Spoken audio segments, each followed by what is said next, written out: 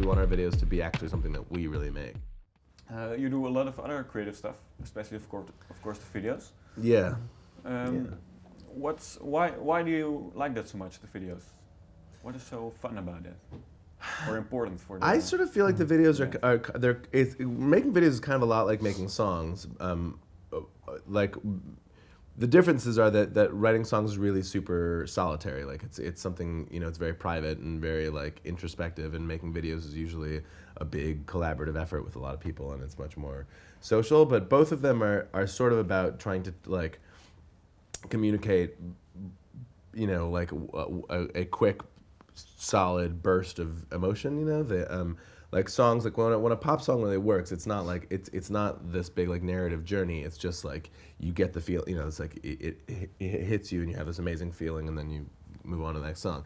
And video, the way we make videos, at least, we sort of try to do the same thing. Like it's not we don't try to tell stories, and they're not well-made films. They're just like, they're something where you like, there's one simple idea and you're supposed to sort of get this like this pow of like, yeah, and then move on to the next thing. And it's a very different process, but they complement each other well, because like recording in the studio, or rather writing, can be really like banging your head against the wall. You know what I mean? It's like you have to live up to your own expectations all the time, and I'm super self-critical, and so it's just like I write a lot of stuff that I hate, and it gets really like, whereas like making videos is really like collaborative and fun, and usually it's like a much more sort of like good times atmosphere. And so they but I don't think one could really exist without the other so much. Like videos are a good sort of like counterpart to writing the music, but we certainly wouldn't want to do it unless it was our music. You know? Which one of the two of you have the most influence on the music first? It doesn't. You kind of can't judge that. I don't know. We've been together for so long that like it's hard to like. We make a lot of the same decisions all the time, anyways. And we have a sort of system of like back and forth that doesn't. I don't know. It just sort of would be no other way to do it, you know. What's your inbring in the video part? Yours. What's my what do you bring to the video?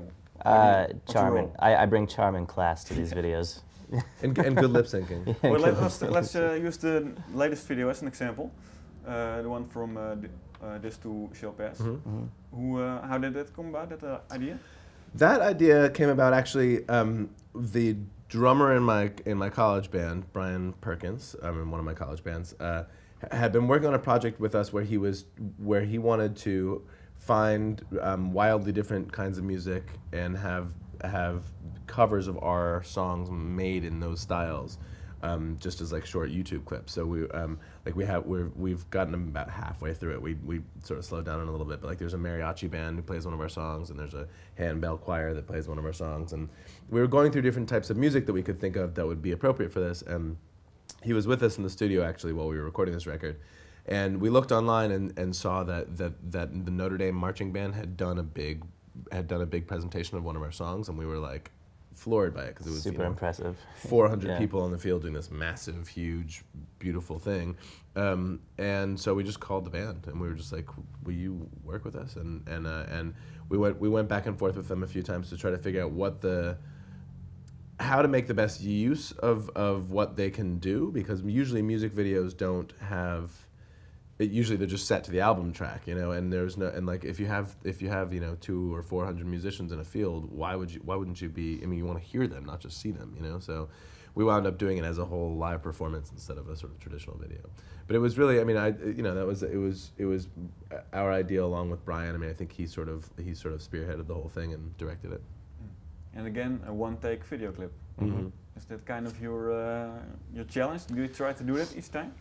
In some ways, I feel like our challenge is to figure out ideas that are that good and aren't one take now, because we're so used to doing things one take. But the reason why one take works so well for us, I think, is that we hope our videos will communicate like a really human experience, or like what you see is like the human creativity in it, as opposed to like the man behind the screen sort of like filmmaking tricks. I mean, we're also used to seeing high production film stuff that there's sort of no rules, like anything can happen, and so there's sort of not, you rarely actually see, you don't feel like you're necessarily like seeing something the band has actually done in most videos. You see something that a filmmaker has done, and so we want our videos to be actually something that we really make, and so the best way to prove that is to have it be just one shot, because then it's clear we did it, you know.